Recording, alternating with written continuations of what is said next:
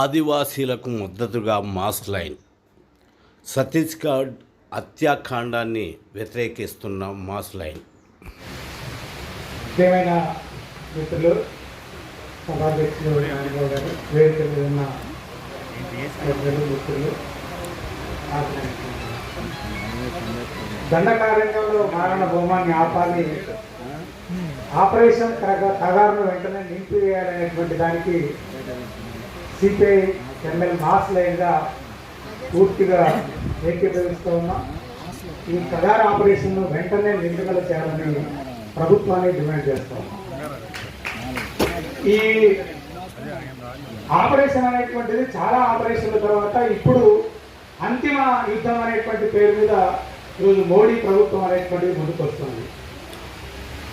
అంతిమ యుద్ధం వాస్తవంగా ప్రజల నుంచి దోపిడి పాలక వర్గాల వరకు జరుగుతుంది. అంతిమ యుద్ధం అనేది ఎక్కడైనా సత్యమే గెలుస్తుంది, ప్రజాస్వామ్యమే నిలబడుతుంది. కాబట్టి అంతిమ యుద్ధం అనేది మన ద్వారా ప్రభుత్వాల పైన ఎక్కడైనా ఈరోజు మనిషిని చంపడం అనేటటువంటిది ఇంతకు ఉదయం కూడా చాలా మంది మాట్లాడారు. పెట్టుబడిదారి యుద్ధానికి కూడా నీతులు ఉంటాయి, నియమాలు ఉంటాయని. ఈ నీతులు నియమాలు లేనటువంటి పరిస్థితి ఈరోజు గాజా మీద 35,000 మందిని చిన్నారులతో సహా, ఆడపిల్లలతో సహా, వృద్ధులతో సహా 35,000 మందిని చంపడం అంటే ఐక్యరాజ్య సమితి మాట్లాడినా, ఇవెనో మాట్లాడినా, ఎవరు మాట్లాడినా ఆగనటువంటి స్థితి ఈరోజు ప్రపంచంలో కొనసాగుతుంది. మరొక పక్క ఇద్దరు సామ్రాజ్యవాద దేశాల మధ్య ఉక్రెయిన్ అనేటువంటిది ఉక్కిరిబిక్కిరి అవుతున్నటువంటి స్థితి ఉన్నది. అంటే మనుషుల్ని చంపడం, విధ్వంసం చేయడం, బ్రతకకుండా చేయడం, ఇది మొత్తం ప్రపంచవ్యాప్తంగా మితవాద ప్రభుత్వాల యొక్క పోకడగా ఇది. ఎందుకంటే అనివార్యంగా వాళ్ళు పరిపాలన చెయ్యలేనటువంటి, ప్రజల్ని పాలించలేనటువంటి స్థితి ఒకటి వచ్చిన నేపథ్యంలో తప్పకుండా నియంతృత్వం, నిర్బంధం అనేటటువంటిది వాళ్లకు ఉంటది అనేటువంటిది ఏర్పడుతుంది, అవసరం అవుతుంది అనేటువంటిది కూడా ఈ సందర్భంగా మనం అర్థం చేసుకోవాల్సిన అవసరం ఉన్నది. అంతేకాదు ఇప్పుడు బస్తర్ ప్రాంతంలో అసలు మనుషుల్నే లేకుండా చేసేటటువంటి పరిస్థితి ఉంటే బయట దేశంలో ఉండేటటువంటి 140 కోట్ల మందిలో దాదాపు 70, 80, 90% జనాన్ని జీవించడానికే పరిస్థితులు లేనటువంటి ఒక విధ్వంసక వాతావరణాన్ని సృష్టిస్తున్నది. ఎంత అంటే అసలు మనిషి ఈరోజు లెక్కలు మాట్లాడుకుంటున్నారు. 40 నుంచి 50 కోట్ల మంది భారతదేశంలో కార్మిక వర్గం 5 నుంచి 10,000 లోపు బతుకుతున్నటువంటి స్థితి. పర్మనెంట్ ఉద్యోగాలు అనేటువంటిది లేకుండా పోయింది. రైల్వేలో 14-18 లక్షల నుంచి ఈరోజు 12 లక్షలకు వచ్చేసారు. రైతాంగానికి సంబంధించి భూమి కనీసం 59% బతుకుతున్నటువంటి బతుకుతున్నటువంటి వాళ్ళు ఈ భూమి కూడా వాళ్ళకు ఉండటానికి వీలేదనే పేరు మీద 3 చట్టాలు తీసుకొచ్చి వాళ్ళని విధ్వంసం చేసేటటువంటి స్థితి. అంటే దేశవ్యాప్తంగా కూడా మానవుడు అనేటటువంటి వాడు, పౌరుడు అనేటువంటి వాడు, పౌరుడికి సంబంధించిన హక్కులు అంటే జీవించే హక్కు అనేటటువంటిది నువ్వు రాసుకున్నావా, రాసుకోలేదా? ఒక మనిషి జీవించాలంటే వాడికి ఏ స్థాయి ఉండాలి, ఏ రకమైనటువంటి ప్రజాస్వామ్యం, నువ్వు చెప్పిన ప్రజాస్వామ్య పద్ధతుల్లోనైనప్పటికీ కూడా మనం కోరుకున్నది వేరేననుకోండి. కానీ ఆ స్థితిని కూడా ఈరోజు ప్రభుత్వాలు ఎందుకు కల్పించలేకపోతున్నాయి అనేటువంటిది, ఇంతటి విధ్వంసం అనేటువంటిది. ఒకనాడు నిర్భయ కోసం అత్యాచారం జరిగితే, పోరాటం జరిగితే 1000 మంది నడి రోడ్డు మీదకి వచ్చి మాట్లాడినటువంటి స్థితి ఉన్నది. కానీ ఈరోజు మణిపూర్లో వందలాది మంది మహిళల్ని బట్టలు ఊడదీసి నగ్నంగా రోడ్డు మీద తిప్పుతుంటే, అసహ్యకరంగా ప్రవర్తిస్తుంటే సమాజం మౌనం వహించేటటువంటి స్థితి. ఇది చాలా కాన్షియస్ గా కేంద్ర ప్రభుత్వం అనేది చాలా కాన్షియస్ గా దీన్ని మనుషుల మెదళ్లను మారుస్తున్నటువంటి పరిస్థితి ఉన్నది. దాంట్లో మతాన్ని జోడించడం వల్ల ఈరోజు రాజ్యంలోకి మతాన్ని చొప్పించడం అనేటువంటిది చాలా ప్రత్యక్షంగా మనం చూస్తున్నది. ఇది ఈరోజు వాళ్ళు అంతటి విధ్వంసం చేస్తున్నా, మణిపూర్లో హత్యలు చేస్తున్నా, గృహదానాలు చేస్తున్నా, దానికి ఒక మతాన్ని జోడించి మొత్తం మౌనంగా పాటింపచేస్తుందంటే మనం ఈ సందర్భంగా అర్థం చేసుకోవాలి.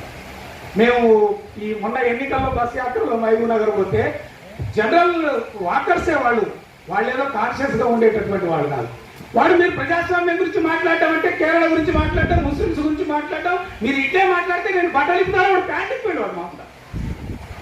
అరే అదే పద్ధతి అంటే వాడు అంతే, లేదంటే మొత్తం ఇప్పుతా అంటున్నాడు.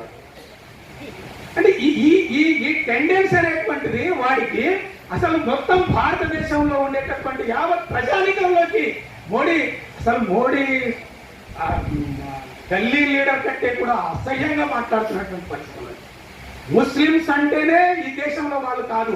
ముస్లిమ్స్ అంటే మెజారిటీ మతవాదాన్ని సమీకరించడం కోసం మొన్నటి దాకానేమో నువ్వు పాకిస్తాన్ కూర్చు చూపించావు. పాకిస్తాన్ ఎంత ఉందండి, ఈ దేశం ఎంత ఉందండి, 144 కోట్ల పైన భారతదేశం ఉంది, సైనిక శక్తి ఉంది, అన్నీ ఉన్నాయి. కానీ ఇది ఒక్క పుల్వామా దాడితోటి మరొక సంఘటనతోటి భారతదేశం అంతా ఎటో పోతుంది, ఏమైపోతుంది. ఈరోజు యాత్రలో తిరుగుతుంటే చాలా మంది కాంగ్రెస్ పార్టీ వాళ్ళు కూడా ఏమంటే మీరు ఓట్లు ఎవరికి చేస్తున్నారంటే బీజేపీ సార్, అదేంటే కాంగ్రెస్ పార్టీ కదా నువ్వు అట్లా మాట్లాడుతామంటే లేదు సార్, ఈడ సరిపోయింది సార్, ఇక్కడ కేసీఆర్ సరిపోయింది, ఆడ మాత్రం దేశాన్ని రక్షించడానికి ఆయనే ఉండాలి. అసలు దేశాన్ని ఏం చేస్తున్నాడు, ఎంత విధ్వంసం చేస్తున్నాడు. రైతాంగాన్ని ఉరివేయడం కోసం 3 చట్టాలు తీసుకొచ్చాడు. మొత్తం 40 కోట్ల 50 కోట్ల కార్మిక వర్గాన్ని నాశనం చేయడం కోసం 29 చట్టాల్ని 4 కోట్లుగా మార్చేశాడు. యాజమాన్యానికి అనుకూలంగా, ప్రభుత్వాలకు అనుకూలంగా, అసలు ఉద్యోగానికి భద్రతే లేకుండా, వారి జీతమే అడగకుండా, తీసేసిన ఏ అధికారి మాట్లాడకుండా, సంఘం పెట్టుకునే అవకాశమా లేకుండా, ఇంతటి దుర్మార్గం అనేటువంటిది, ఇంతటి విధ్వంసం అనేటటువంటిది బయట పెరుగుతున్నటువంటి స్థితిలో ప్రజాస్వామ్య స్పృహ అనేటువంటిదే లేకుండా చేసేటటువంటి ఒక దుర్మార్గమైనటువంటి క్రీడ ఈరోజు మన నరేంద్ర మోడీ నాయకత్వంలో కొనసాగుతున్నది.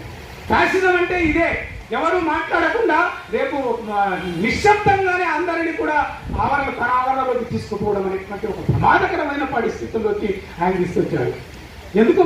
ప్రభుత్వ రంగం అసలు ప్రజలకు సంబంధించిన కనీస జీవించే హత్య లేకుండా చేస్తూ ఉన్నారు. ప్రభుత్వ రంగ సంస్థలు అనేటువంటివే లేకుండా చేస్తున్నాడు. విశాఖ ఉంటుందండి, కొట్లాడి 36 మంది చనిపోయి 70లో ప్రారంభించి ఈరోజు దాన్ని 4 లక్షల కోట్లుగా వాళ్ళు చేస్తే కార్మికులు ఈరోజు 30,000 కోట్లకి అమ్మేసే ప్రయత్నం చేస్తున్నారు. నిర్మలా సీతారామన్ ఆ పార్లమెంట్లో కూర్చొని భాజపా మాట్లాడుతున్నారు, ఇది ఆదానికి ఇస్తాను. ఎల్ఐసి అనేది చాలా ప్రభుత్వం 74% మార్కెట్ భారతదేశంలో, దానికి తప్ప ఇంకొక దానికి కట్టరు ఈ దేశంలో. ఎవరైనా నష్టం వస్తుంది ఆడ పాలన అమ్ముతున్నాం, మరి నష్టం రాని ఇది.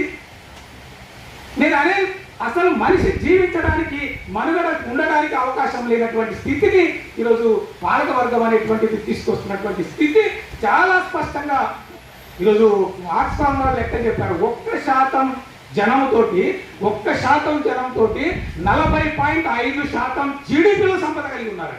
ఓన్లీ 1% జనానికి 40.5% జీడిపిలో సంపద కలిగి ఉందంటే వాళ్ళు అదో లెక్క చెప్పారు.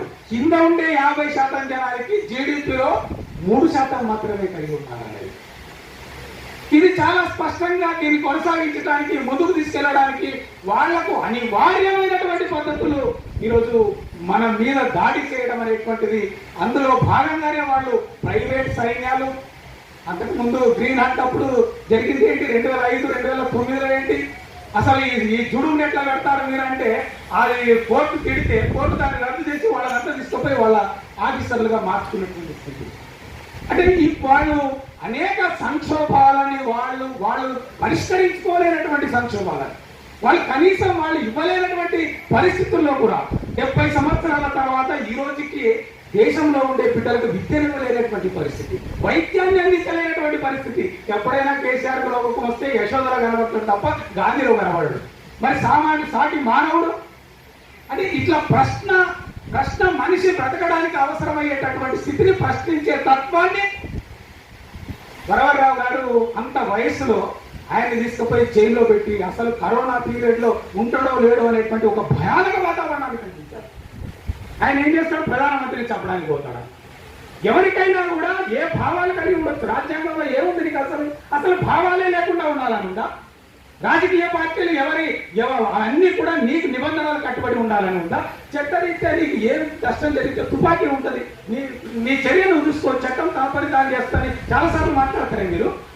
అట్లాంటి చట్టాన్ని మీ చేతుల్లోకి తీసుకొని ప్రశ్నించేటటువంటి వాళ్ళని, పోరాడేటటువంటి వాళ్ళని, ఆందోళన చేసేటటువంటి వాళ్ళని, ఇది అక్కడ ప్రారంభం కావడం రేపు మొత్తం దేశవ్యాప్తంగా జనంలోకి మొత్తం కూడా ఒక బ్రతకడం లేనటువంటి, జీవించడం లేనటువంటి స్థితికి తీసుకుపోయే ఒక ప్రమాదం అనేటువంటిది ఉంది.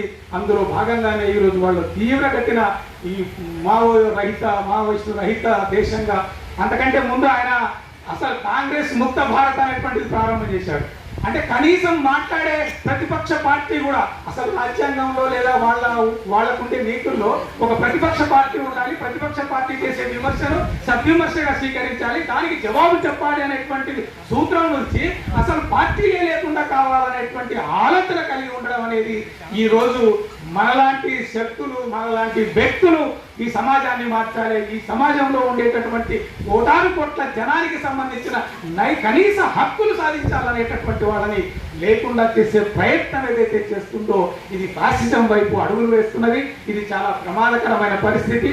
ఈ స్థితిలో ప్రభుత్వానికి వ్యతిరేకంగా జరిగే ప్రతి పోరాటంలో వాళ్ళు టార్గెట్గా చేస్తున్నటువంటిది చర్చలు చేయొచ్చు, వాళ్ళే మాట్లాడారు, చర్చలు చేయొచ్చు, చర్చల ద్వారా చాలా పరిష్కారం చేసుకోవడానికి అవకాశం ఉంటుంది. కానీ కనీసం చర్చలు కూడా చేయకుండా పై నుంచి దాడి చేయడం అంటే ఇది సమస్యల పరిష్కారం కాదు, మనుషుల్ని అంతం చేయడం, పార్టీని అంతం చేయడం అనేటువంటిది ఈ దానికోసం కొట్టాడి ప్రశ్నలు అంతం చేయడం అనేటువంటి దాంట్లో భాగంగా ఈ ప్రక్రియ జరుగుతున్నది. ఈ ప్రక్రియను వెంటనే భారత ప్రభుత్వం ఆపాలని మాస్ లైన్ పార్టీగా డిమాండ్ చేస్తూ నాకు ఈ అవకాశం ఇచ్చిన మిత్రులకు ధన్యవాదాలు తెలుస్తూ